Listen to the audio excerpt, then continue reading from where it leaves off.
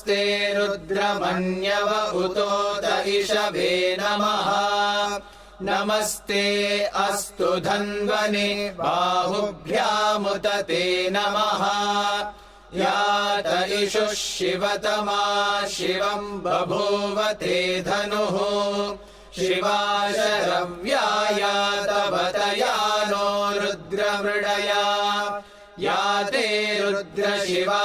तनूरघोरा पापकाशिनी तया नस्तनुवाशन्तमया गिरिशन्ताभिचाकशीः यामिषुम् गिरिशन्तहस्ते बिभर्ष्यस्तवे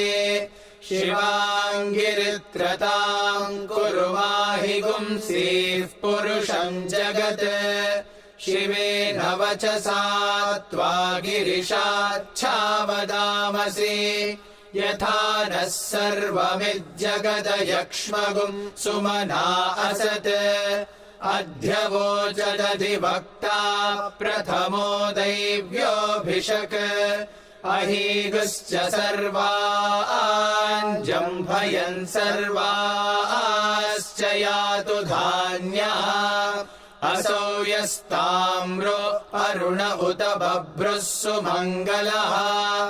ये चेमागुम् रुद्रा अभितो दिक्षु श्रिता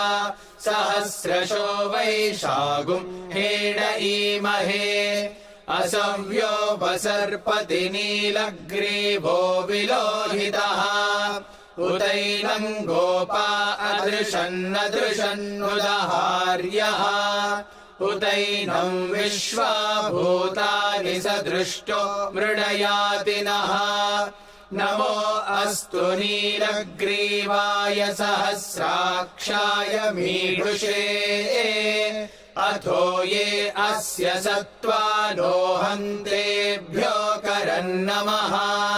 प्रमुञ्च धन्वनस्त्वमुभयोराग्नियोर्जाम् याश्च ते हस्त इषवः पराता भगवो वपा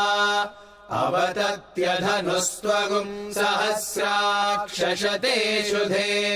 निशीर्य शल्यानाम् मुखा शिवो नः सुमना भव विज्यम् धनुः कपर्दिनो विशल्यो बाणवागुम् उता अनेशन्नस्येषव आभुरस्य निषङ्गतिः या देहेतिर्मीढुष्टमहस्ते बभूव ते धनुः तयास्मान् विश्वतस्त्वमयक्ष्मया परिभुजा नमस्ते अस्त्वायुधायानातताय धृष्णवे उभाभ्यामुत ते नमो बाहुभ्याम् तव धन्वने परिते धन्वनो हेतिरस्मान् वृणक्तु विश्वतः अथो य इषुधिस्तवारे अस्मन्निधेहितम् नमस्ते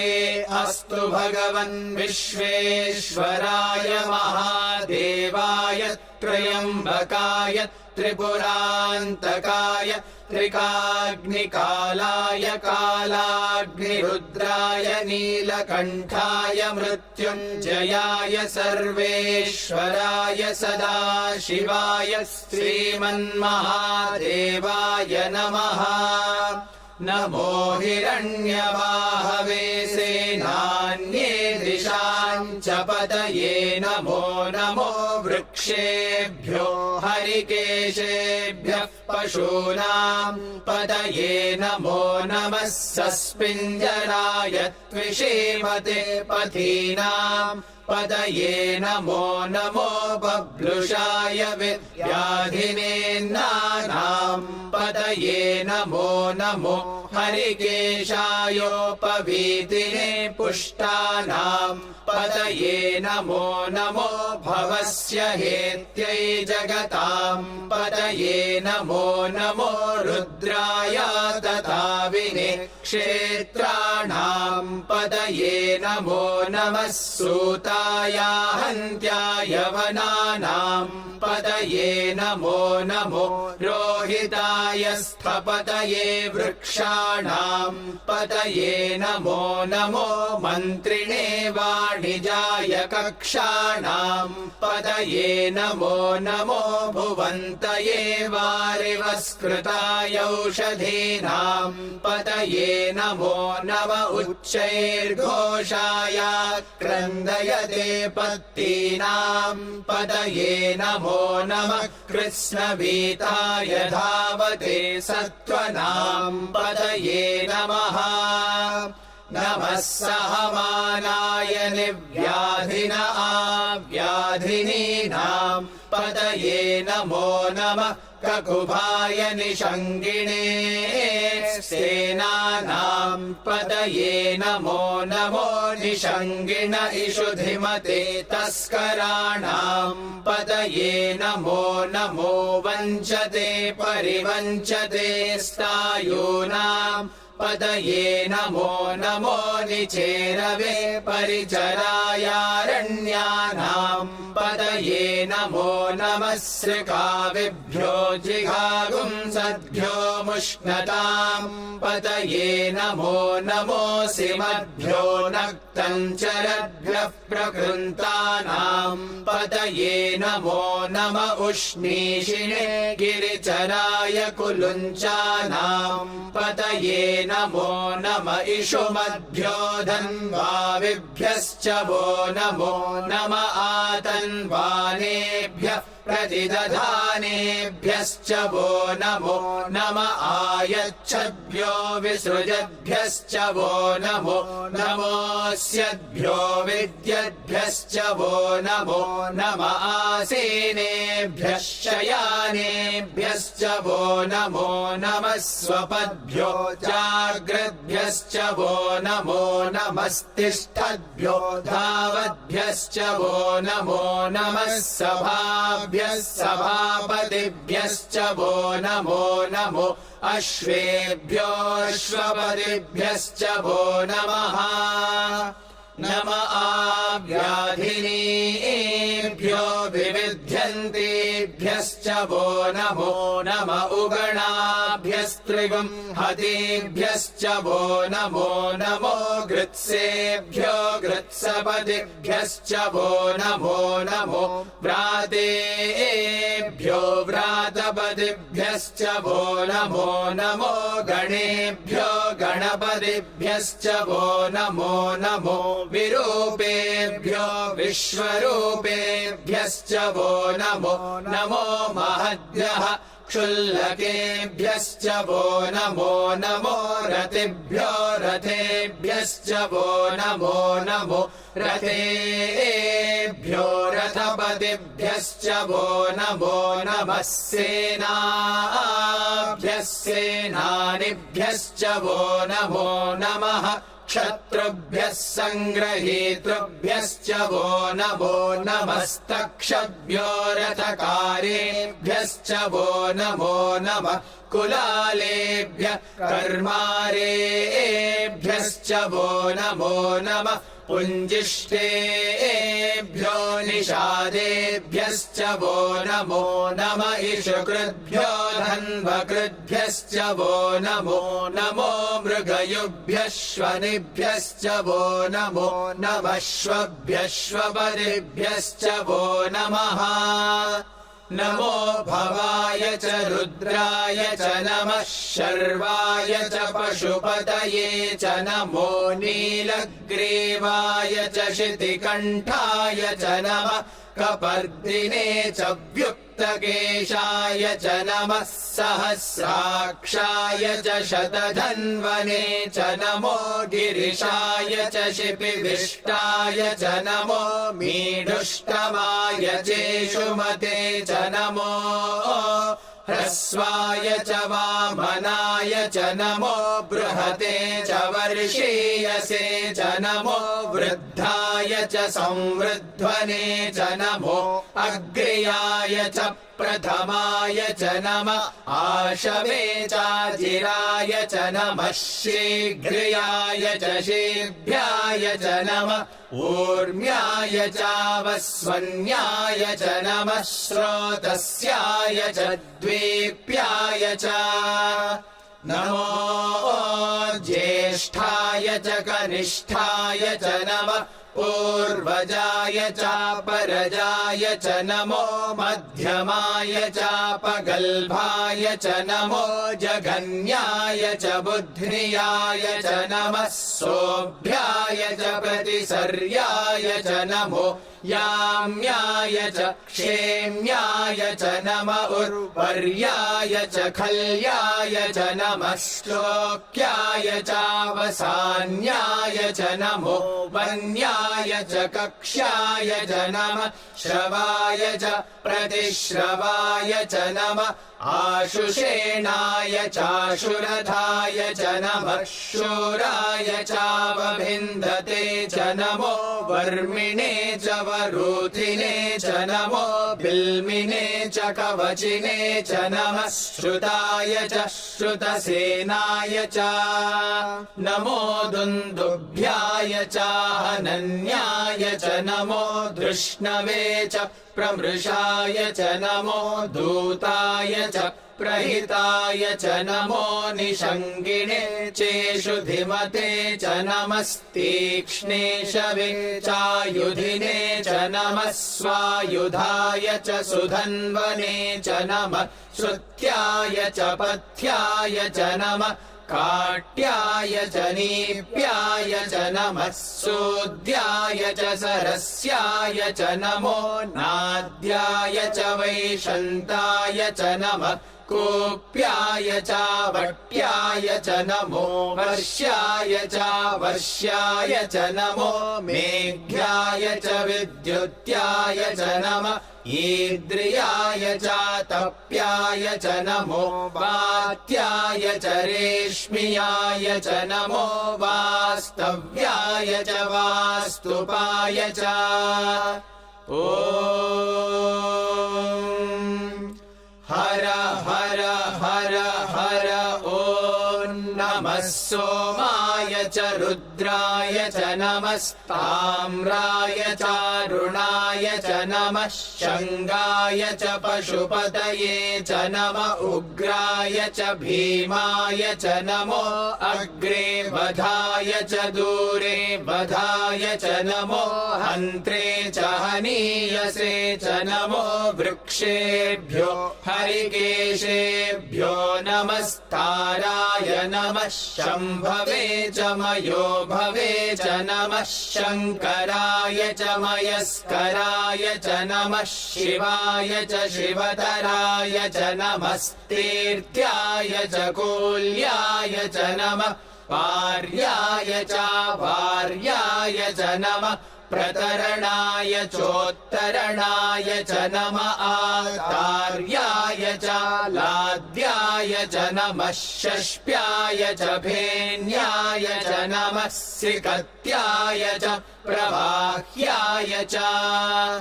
नमः इरिण्याय च प्रपथ्याय च नमः किगुंशिलाय च क्षयणाय च नमः कपर्दिने च पुलस्तये च नमो गोष्ठ्याय च गृह्याय च नमस्तल्प्याय च गेह्याय च नमः काट्याय च गह्वरेष्ठाय च नमो हृदयाय च निवेश्प्याय च नमः पागुंसव्याय च रजस्याय च नमः शुष्क्याय च हरित्याय च नमो लोप्याय चोलप्याय च नमः ऊर्व्याय च सूर्म्याय च नमः पर्ण्याय च पर्णशद्याय च नमो पगुरमाणाय चाभिघ्नते च नमः आखिदते च प्रखिदते च नमो वक्किरिकेभ्यो देवानागुं हृदयेभ्यो नमो विक्षीणकेभ्यो नमो विचिन्वत्केभ्यो नम आनिर्हतेभ्यो नम आमीवत्केभ्यः द्रावे अन्धसस्पते दरिद्रन्नीललोहिता येषाम् पुरुषाणामेषाम् पशूनाम् मा भेर्मा रोमो येषाम् किञ्चनाममत् या ते रुद्रशिवा तनो शिवा विश्वाह भेषजी शिवा रुद्रस्य भेषजी तया नो मृडजीवसे इमागुम् रुद्राय तवसे कपर्दिने क्षयद्वीराय प्रभरामहे मतिम्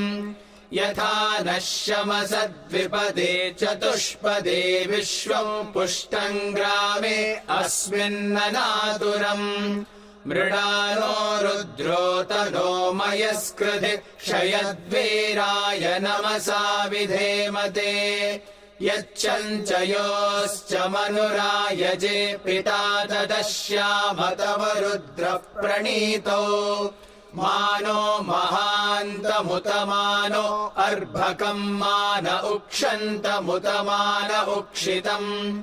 मानो वधीः पितरम् मोत मातरम् प्रियामानस्तनुवो रुद्ररीरिषः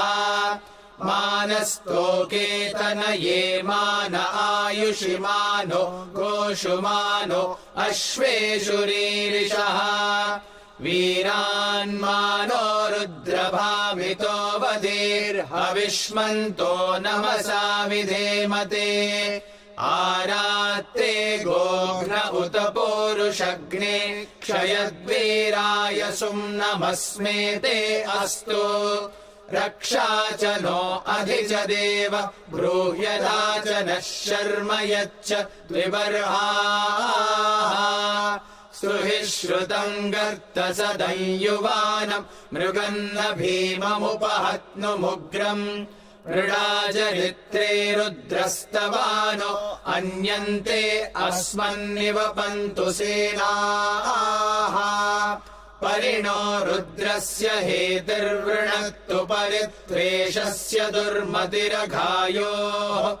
अवस्थिरा मघवद्भ्यस्तनुष्वमीढ्वस्तोकायतनयाय मृडया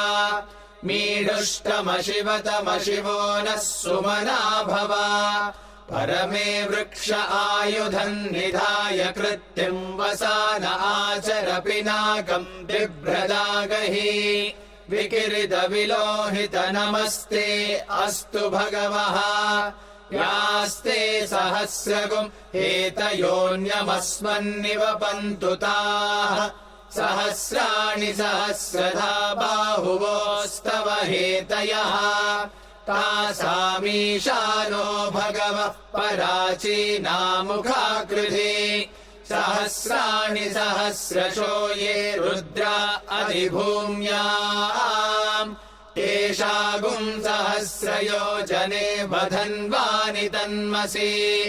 अस्मिन्महत्यर्णवेऽन्तरिक्षे भवा अधि नीलग्रीवाशितिकण्ठाः शर्वा अधः क्षमाचराः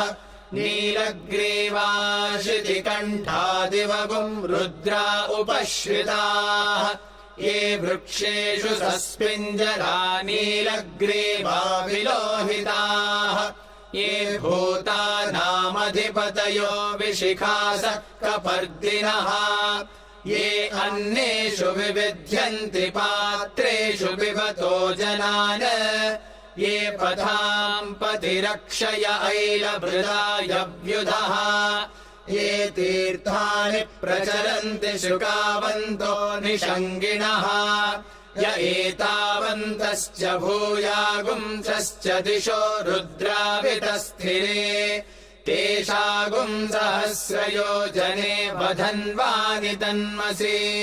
नमो रुद्रेभ्यो ये पृथिव्याम् येऽन्तरिक्षे क्षेये दिवि येषामन्नम् वातो वर्षमिषवस्तेभ्यो 10 प्राचीर्दश दक्षिणादश प्रतीचीर्दशोदीचीर्दशोर्ध्वास्तेभ्यो नमस्ते नो मृडयन्तु ते यम् द्विष्मो यश्च नो द्वेष्टितम् वोजम्भे दधामि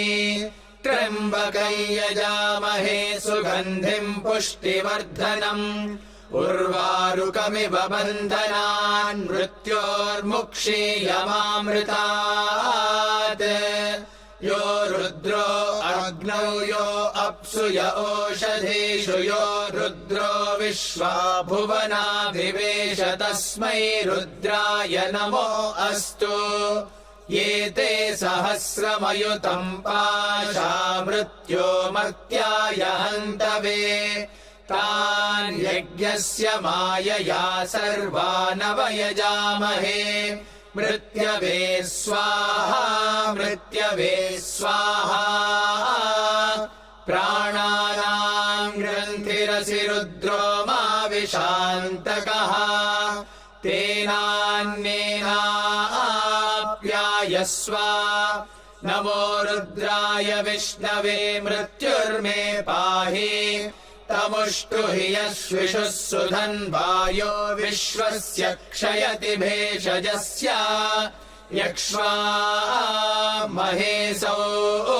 मनसाय रुद्रम् नमोभिर्देवमसुरन्दुवस्य अयम् मे हस्तो भगवानयम् मे भगवत्तरः अयम् मे विश्वभेषजो